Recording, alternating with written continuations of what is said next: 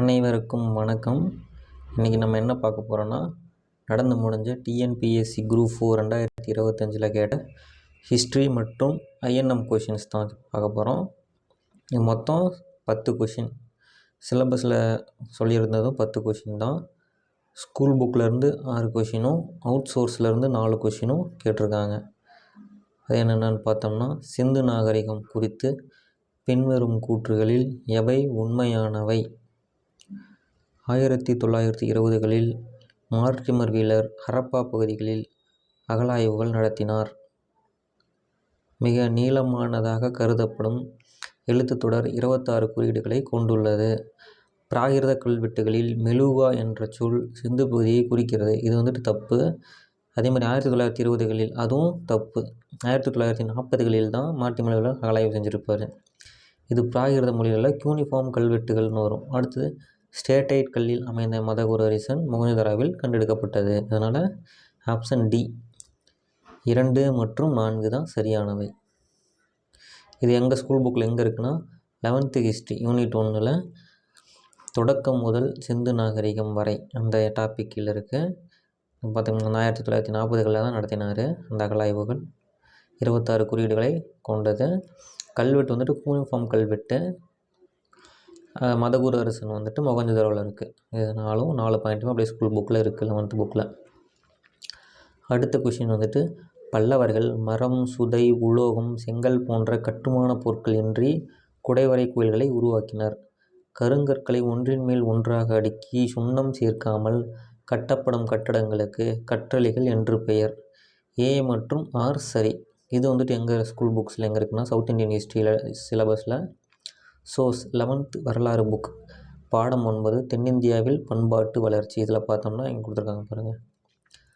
செங்கல், மரம், உலோகம், சாந்து ஆகியன கொண்டு கட்டப்படவில்லை.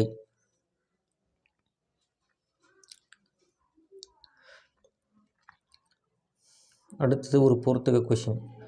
அமோகவர்ஷர், கவிராஜ மர்கம், ஜூனசேனர் ஆதிபுராணம், குணபத்திரர் மகாபுராணம், பாணர் காதம்பரி. இது சவுத் இந்தியன் ஹிஸ்ட்ரி அந்த டாப்பிக்கில் கேட்டிருக்காங்க.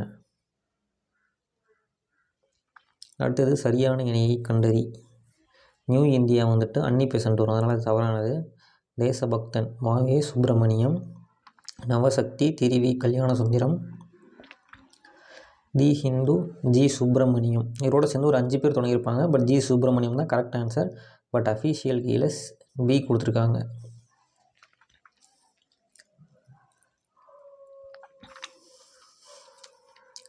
டென்த்து புக்கில் 9th லெசனில் இருக்கும். ஜி சுப்பிரமணியம் தி ஹிந்து, அன்னி பெசன்ட் நியூ இந்தியா.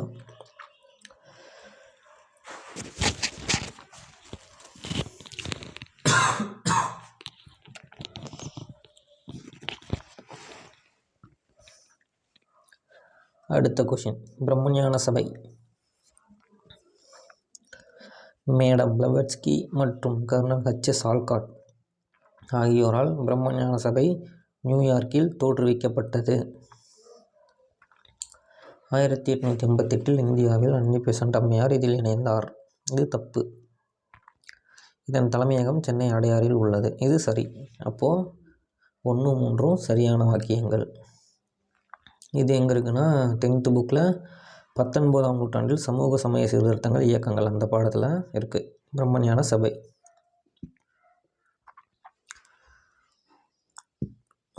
1875 அமெரிக்காவில் ஸ்டார்ட் பண்ணியிருப்பாங்க. இது சென்னை அடையாருக்கு 86 மாற்றிடுவாங்க. ஆல்காட்டின் மறைவுக்கு பின்னால் தான் அன்னி பெசன்ட் இதில் சேருவாங்க.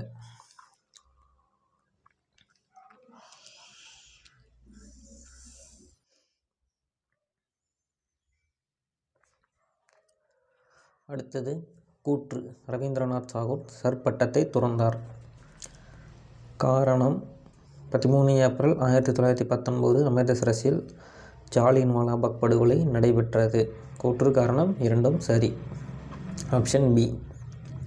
இது ரவீந்திரநாத் தாகூர் அந்த சோசியல் லீடர்ஸ் அது கீழே வரும். 10th சமூக அறிவியலில் பாடம் 8 காந்திய காலகட்டத்தில் இதை கொடுத்துருப்பாங்க. ஏன்னா ரவீந்திரநாத் தாகூர் வீர திருமகன், அந்த சர்ன்னு சொல்லுவோம். நைட்வுட், இங்கிலீஷில் நைட்வுட் பட்டத்தை திருப்பி கொடுத்தார். இது எதுக்குன்னா அந்த ஜாலியன்வாலா பாக்கில் உயிரினங்களின் எண்ணிக்கை அது காரணம் காட்டி ரிட்டர்ன் பண்ணியிருப்பாங்க.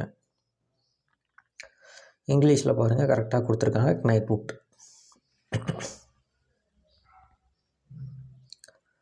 அடுத்தது காந்தி இர்வின் ஒப்பந்தத்தில் ஏற்றுக்கொள்ளப்பட்ட அம்சங்கள். இதெல்லாம் 1, 3 தான் கரெக்டாக. Option B. உப்பை சுய பயன்பாட்டுக்கு உற்பத்தி செய்ய அனுமதிப்பது, அந்நிய துணிகளை விற்கும் கடைகளின் முன் ஆர்ப்பாட்டங்களை நடத்த அனுமதிப்பது. சமூக அறிவியலில் வரலாறு பாடமிட்டு காந்திய காலகட்டம் பார்த்தோம்னா பார்த்திங்கன்னா உப்பு காய்ச்சவும் வன்முறை இல்லாமல் ஆர்ப்பாட்டங்கள் செய்யவும் ஒப்பந்தம் வகை செய்தது. அடுத்து சுபாஷ் சந்திர போஸை பற்றி பின்வரும் கூற்றுகளில் தவறானது. சுபாஷ் சந்திர போஸ் ஜனவரி 23, 1897 அன்று மேற்கு வங்காளத்தின் கல்கத்தாவில் பிறந்தார். அது தவறு. இந்திய அரசு அவரது பிறந்த நாளை ஜனவரி 23ஆம் தேதியை தைரிய நாள் என அறிவித்தது. அது சரி. சுபாஷ் சந்திர போஸின் பாரம்பரியத்தை போற்றும் வகையில் ஜனவரி 23ஆம் தேதி தேசிய விடுமுறை நாளாகும். அது தவறானது. இதுக்கு வந்துட்டு ஆப்ஷன் டி 1 and 3 தவறு. இந்திய தேசிய காங்கிரஸின் முதல் மாநாடு 1885ஆம் ஆண்டு டிசம்பர் 28ஆம் தேதி பம்பாயில் கூடியது. அது சரி. தமிழ்நாட்டு பகுதியிலிருந்து 21 பேர் கலந்து கொண்டனர். கூற்று காரணம் சரி. ஆனால் கூற்றுக்கு காரணமும் சரியான விளக்கம் அல்ல என்பது தான் சரி. அப்படின்னு வந்து டிஎன்பிஎஸ்சி அஃபீஷியல் ஆன்சரியில் கொடுத்துருக்காங்க. ஏன்னா இதனால தான் அது கூடலை. அது இவங்க 21 பேர் கலந்துக்கலனாலும் கூடி இருக்கும். அதுதான் அதுக்கான மீனிங். அப்படி சொல்ல வராங்க. இதுவும் 10th புக்கில் இருக்கும். பட் அதில் வந்துட்டு தமிழ்நாட்டு 21 பேர் கலந்து கொண்டனர் அப்படி தெளிவாக இருக்காது. அடுத்து விருதுகளை காலவரிசைப்படுத்துக. ஃபஸ்ட்டு பாரத ரத்னா கொடுத்துருப்பாங்க. அடுத்தது பத்ம விபூஷன், அடுத்தது பத்மபூஷன், அடுத்தது பத்மஸ்ரீ. இப்படி ஆர்டராக வரும். இது எந்த டாப்பிக்னா ஹிஸ்ட்ரி ரிலேட்டடாக கொடுத்துருந்தாலும் இதிலே நம்ம ஆட் பண்ணிட்டோம். தேங்க்யூ.